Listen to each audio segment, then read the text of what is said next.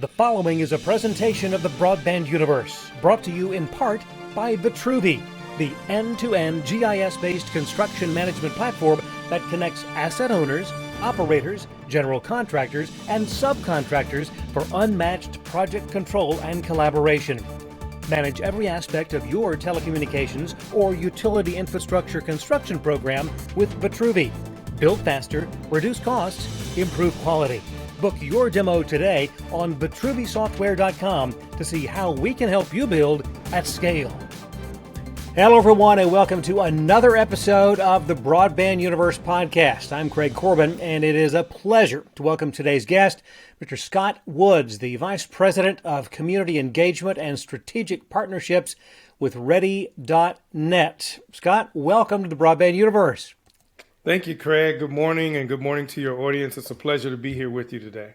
Absolutely. There is so much to talk about, and we had a chance to visit at the recent NTCA Our Time event out in San Diego. Very much enjoyed that conversation and immediately knew that we needed to be able to talk further about what is going on with Ready.net. So much to talk about. But before we do that, obviously, you bring so much to the table. Obviously, your Juris Doctorate from Howard University, School of Law, Masters of Public Policy from American University, and then a dozen years with the U.S. Department of Commerce. And by the way, phenomenal that you served as the inaugural Director of the Office of Minority Broadband Initiatives for NTIA. And that sort of set the table, I would assume, for what you're doing now at Ready.net. But give everybody a bit of your background on what got you to the current role. Well, thank you for the opportunity. It's been a journey, so to speak. If you look at my resume and CV, I actually started as a college student interested in government, in local government. I actually did an internship for Maynard Jackson, who at the time was the city of Atlanta mayor. Yes. Right when the Olympics, the 1996 Olympics had been announced and all of this activity was going on, I was a bright-eyed young college student and had the opportunity to serve as a student intern, both with the city of Atlanta and the county, Fulton County, Atlanta, as they were going through all of their economic development initiatives and preparing for the Olympics.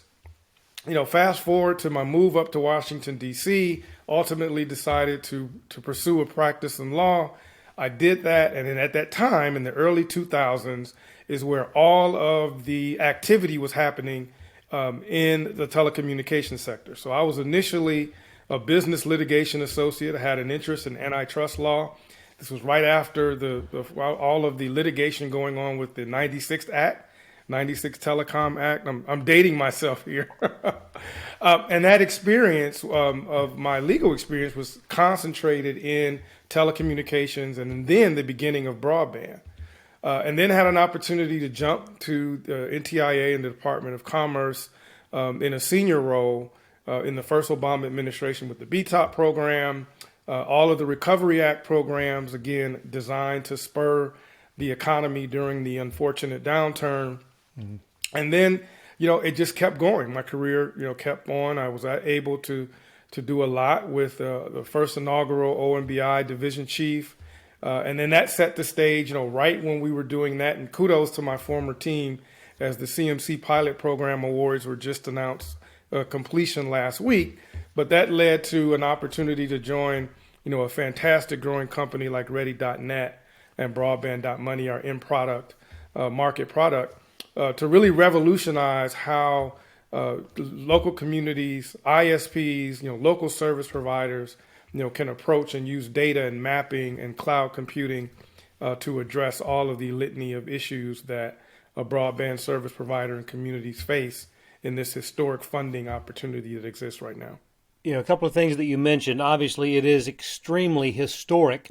What we are looking at available for the next 5-10 years with respect to the funding that is out there. But I'm really intrigued with regard to, learning just a little bit in the research that I've been able to do, the initial conversation we had, with what powerful impact Ready.net will make in this process, with the ability to begin with accurately mapping to show who is unserved, who is underserved, because that's where it all begins with respect to how the funds are distributed. Talk about that with regard to what is available with Ready.net. So really quickly, Ready.net is the parent company. It's a tech company, software company, and our in-market product is called aptly Broadband.money. That's an attention grabber, right? And it's a geospatial cloud-based platform. I literally work with, some of the smartest people on the planet, right? Computer engineers, data and software engineers, and looking at all of the requirements of the federal grant programs, including the U.S. Treasury Capital Project Funds, obviously the historic IIJA grant programs, and a lot of that is data intensive. Being able to identify where unserved and underserved communities are, where community anchor institutions that lack gigabit connectivity, like that's all generated by data, right? And it's not just broadband mapping and data collection. It's the analysis, it's the aggregation, it's the affordability and demographics that go on top of that, to ensure that where these funds are being invested are actually places where we need broadband. And so it's because of that that we've developed that product, and it's been a great opportunity to join such a smart group of people to address the needs that exist today. It is so exciting, Scott, to hear you talk about a tool that does provide accurate data in this conversation, because that has been one of the bumps in the road, so to speak, and that's putting it nicely, with respect to the information that is at hand for making decisions for distribution of this money. And I know that I think we have the next iteration coming out the end of June with respect to the data that is being accumulated. The FCC has taken a few lumps along the way with respect to woeful inaccuracy. You made mention of the time that you spent here in Georgia. Our state, among a handful, have done a nice job to take it upon themselves to go into the mapping process, and have shown a delta of as much as 75% between what the FCC says is served versus what reality is. Talk about the importance of being able to get correct information for that process. Yeah, that's a great point. One of the things I want to highlight for your audience is, the FCC Fabric Map, that was commissioned, if you will, by Congress before the IIJA BEAD and digital equity program. So it's kind of forcing what they call a round object in a square hole, right? It was developed for a completely different purpose. It's been co-opted to try to bring some clarity into BEAD, but there's such finite data points for BEAD and digital equity, right? That don't even exist right now in the Fabric platform, right? So secondary addresses, MDUs, community anchor institutions aren't even reflected in the map. And so it is incumbent upon states like Georgia and others. Louisiana has done a great job, North Carolina and others. We're working with the state of Mississippi, the State Broadband Office of Mississippi and Indiana as well, again, to make sure that they have the data and information that they need. And we've noticed there's a significant, variance and delta between, the granularity that states and local communities and local providers working together, the data that reveals, versus this nationwide effort that we see on behalf of the FCC. So acknowledging that is an extremely difficult process, we still believe that there are certain methodologies that will lead to better, accurate results. And at the end of the day, I just want to caution everyone, we get into this debate about mapping. We're actually talking about families. We're talking about businesses. We're talking about our neighbors who have been, in many instances, left behind. So as we want to have accurate data. We want to have accurate maps.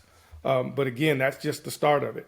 There's still an advocacy component. There's still an action component to ensure that our communities are included and making sure that they're at the table and are reflected in the funds that will be invested as we move forward. Because we are so far removed from the time when access to broadband was a luxury. It is a necessity and has been for a long time. And shame on us as a country for being so far behind the eight ball in making that reality. One of the words that you used just a moment ago, I think, is very key with respect to looking at what powerful information the Ready.net tool is able to utilize, and that's granularity. When you're able to get down and to the address and know whether or not there is service, whether or not they are unserved or underserved, that's where it all has to start. Talk about that if you would. Yeah, that's one of the fallacies of our mapping as a whole, as a country. It was based on census blocks, right? So you and I were lucky enough to have high-speed broadband. It conflated the results for everyone in our census block, even though our neighbors or those up the street or around the corner may not have little or no connectivity. So the granularity allows, and the law dictates, that we have to understand broadband on a household, geospatial level. That means every home, every business must be accounted for. And the fact that you and I may have great connectivity doesn't preclude our neighbors or our businesses who may not have it from also getting those targeted investments. And I think that's a wonderful approach. I think it requires creativity. And states like Georgia, Louisiana, others, what we're doing in Mississippi, down to the individual address level, is going to make a huge and significant difference to ensure that those funds are going where they need to. Absolutely. And again, I want to add too, it's not just the empirical data too, it's the qualitative data that goes on top of that. That we've got the digital equity component that we also have to focus on. Absolutely. You're watching the Broadband Universe podcast, brought to you in part by Lit Communities. Light up your community. You deserve better internet. By Vetro FiberMap, radically simpler fiber management. And by Vitruvi, build faster, reduce costs, and improve quality. My guest today, Mr. Scott Woods, the Vice President of Community Engagement and Strategic Partnerships with Ready.net. And one of the things that you touched on early on in describing the platform at Ready.net is the ability to track broadband grant funding opportunities for the institutions, the organizations that you work with. Talk about how that becomes reality.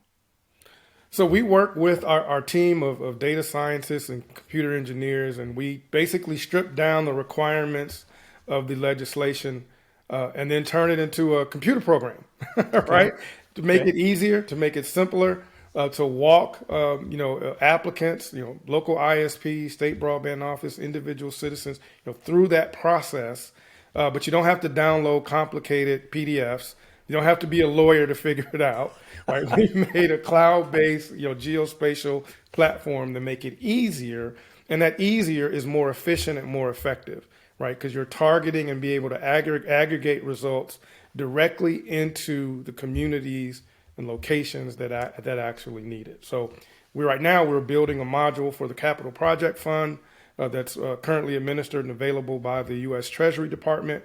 And then ultimately, we have a same module that we've built and constructed and will roll out once the BEAD funding and digital equity funds are available. So it's a unique approach, something that's never been done before, right? As someone who worked in government, we're used to uploading or sending in PDFs, or in some cases, some communities send in actual hard paper. No, this will be done totally 100% virtually, which will enable again, ease of access, transparency, and then to be able to translate that in a geospatial mapping platform where everyone has access and can actually see in real time how decisions are made, where the money's going, being able to track it, being able to tie it back to monitoring and compliance.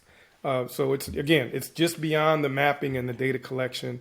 That's very important, but we also have to look at all of the other components of that entire process. So I'm excited about what the tools that we bring to market for these opportunities. You talk about being excited. I would think that it has to be extremely rewarding, both personally and professionally, to be a part of an effort that is transformational, truly transformational in this process. Talk about that.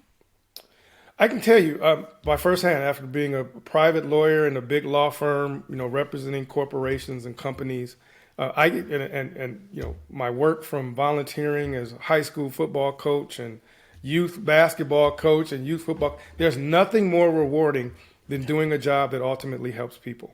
Sure. Again, I know I work for a private company now, but Ready is a public benefit corporation. Our Okay. first mission is to do good, not necessarily just to make money, but to also do good. And when you can, bring something to the market that can help not just individual families, but local ISPs, state government offices, state broadband offices, it does give you a sense of purpose and drive and fulfillment that otherwise, having been on the darker side, right? Sure. That you don't get. So I often use the phrase or say I'm still a Jedi Knight. I'm still fighting. I still have my blue lightsaber, but I do understand the trackings and entrapments of the dark side of the Force as well. That is a great example. I love that. I absolutely love that. We've talked about the fact that the platform enables the accurate mapping, be able to track funding opportunities, but also the ability to develop that 5-year plan that is required as part of much of this funding. Talk about that component. So that's what states are doing now. So, in Yeah. accordance with the NTIA guidelines, once all of those 5-year initial planning grants were given out, which they were all given out by the end of December in 2022, the clock started to run. 270 days from that date, states have to submit that initial draft of their 5-year action plan of how they're going to Right. deploy their BEAD funding. A core component of that, a critical component of that, is local coordination and outreach. So state broadband offices have to document uh, who they met with, how transparent they were, how they made sure that unserved and underserved communities, their needs were documented, and how they were included in the plan that moves forward. That's the phase that we're in right now. So we've adopted a theme, and I've adopted a theme on my podcast or our podcast, from advocacy to action, right? So broadband, the mapping and the data collection is important, but we also have to now move into making sure that our communities and our businesses are at the table. They're working with the state broadband office. Local ISPs are at the table, making sure that they're sharing their data and information and that they're included in the submission of this 5-year plan. Make note of this. If you're not in the plan, you won't get funded. Whether the state gets $1 or $10 billion, if you're not included in that, you won't get a dime. So let's make sure, from advocacy to action, that we're at the table. We're working with our state broadband office representatives, our local governments, our local ISPs to ensure the needs of all of our communities and businesses and schools and libraries and hospitals are reflected in the plans that move forward to NTIA for consideration and funding. That's a perfect segue, and I think both you and I would be considered eternal optimists. I'm extremely optimistic about what this funding will bring in the long run. The realist in me, though, worries to an extent about those organizations that might fall through the cracks, that don't meet the deadlines that are there, that don't have the proper guidance, if you will. How do we avoid having more people fall into that category that are between the lines, so to speak? That's a great question. A lot of work has to be done. A lot of work on state broadband offices, and all state broadband offices are not created equal. Some are more sophisticated than others. Some are just literally getting started and are staffing up as we speak. So that's a monumental task, right? We've developed a platform. We provide a lot of free resources on our site. So if you just go to broadband.io, you can join our digital community. You get a lot of resources and a lot of data absolutely for free. That should help start, build that process, that knowledge base, that community education. But ultimately, it's being involved. It's old school getting involved and going to those planning meetings and demanding transparency and inclusion from the state broadband office representatives, because they absolutely have to do that on a statewide basis. Go outreach activities, conduct outreach activities. So, we have to make sure that all of our communities, all of our businesses, again, our local ISPs are included in that process. Something you touched on a moment ago, another thing that we share, and that's being a host of Ready or Not podcast. And I'm always interested to learn what it's been like for you when you began that. Talk about that, if you would. So it's funny. One of the great things of working with the tech company, particularly with Ready, we don't start from no. Like no is not is not something that's acceptable. I would encourage everyone to adopt that in their personal and business lives. Like no is not an answer. It's not acceptable. So the founders came to me and said, "We think you should do a podcast," and I was like, "Okay, Okay. let's go. Let's do it." How do we do that? Like I've done speeches and webinars and a lot of things before. I've never done a webcast. So Sure. I'm sorry, a podcast. And so I had a team, put a team together, and we did season one. Got some feedback, and can you believe it? They said I was too stiff. I was too regimented and structured. Like they needed to show more fun. I have some really great people on my team that said, we watch podcasts all the time. Let us work with you to reimagine it. So season two, Nice. we're doing things a little differently. Really focus more on the guests who are actually doing work in the local communities, Sure. who are local service providers. We're trying to make it fun and entertaining, because if you don't love what you do, this just becomes a daily grind. And Yep. so we want to make sure that we're highlighting the actual people and companies that are doing the hard work and have some fun. So I try to bring in music and food and entertainment, not just about the work that has to be done, but specific leadership styles that may work, and then the occasional joke as well. So we try to have fun. I'm having fun with it. I was kind of offended when they told me I was kind of old and stiff, Well, but I'm keeping highly- an open mind. So highly recommend Ready or Not, and it's obvious that you do have fun. If you're not having fun with that, then life is too short, no doubt about it. So much to cover, and I have to ask the proverbial crystal ball question before we wrap up, Scott. Given your background, what you're doing now, give us that 5 to 10 year look down the road, where you see what is being done at Ready.net and with the industry as a whole. I'll start with Ready, and then I'll extrapolate to the Sure. bigger industry. I'm excited about the development and tools that we'll bring to market. And again, right now we're focused on just the grant portion of the funding, but ultimately we have tools that will help local ISPs and communities beyond just the grant period. So I encourage folks to join the Broadband.io, the Broadband community, Broadband.io. Learn about all of the things that we have to offer. I am optimistic. I'm an eternal optimist, right? I don't believe these funds are going to totally eradicate the digital divide, but if we operate and we do it correctly, we will make a significant impact, right? And it will be a catalyst, right? It will be a catalyst for more improvement and more sustained growth, particularly in unserved and underserved communities. But I also want to talk about and look to the future for those of us who have connectivity, thinking about the next step in coding and the metaverse and quantum computing, right? So when you think about the digital divide and digital equity, yes, it's the unserved and underserved, those who lack those basic skills and access, but also think about it from that college student or high school student standpoint, taking that coding and that participation to the next level, right? For their homes, their businesses. That's the direction that we're going in. Like, where's the next entrepreneurial revolution going to take place? It's going to take place in the tech and in the web and utilizing broadband and broadband industry to make that jump. So we've got to make sure that we're covering both bases. We're growing at an exponential rate, but we're also making sure that those of us who need those communities, our communities that actually need the connectivity, they have that baseline. And then we can hopefully all grow together. So I'm an optimist. I like the direction that we're in. I love hard work. Like, this is going to be difficult, folks. Yeah. Like, prepare yourself. It's not going to be easy, but we're in it for the long haul, and hopefully we'll be able to assist communities and local providers in that journey. I like the way you're thinking, and I agree. Nothing worthwhile does come easily. But it has been so wonderful to visit with you today, Scott. So impressed with what Ready.net is doing and the mission that's there and the work that's already been accomplished. And we'll be anxious to circle back with you down the line to get an update on how things are going. But thank you so much for your time today. Thank you to you as well. It's my pleasure to be with you today. Absolutely. On behalf of Scott, I'm Craig. Thanks for letting us be a part of your day. We'll see you next time right here on the Broadband Universe. So long, everyone.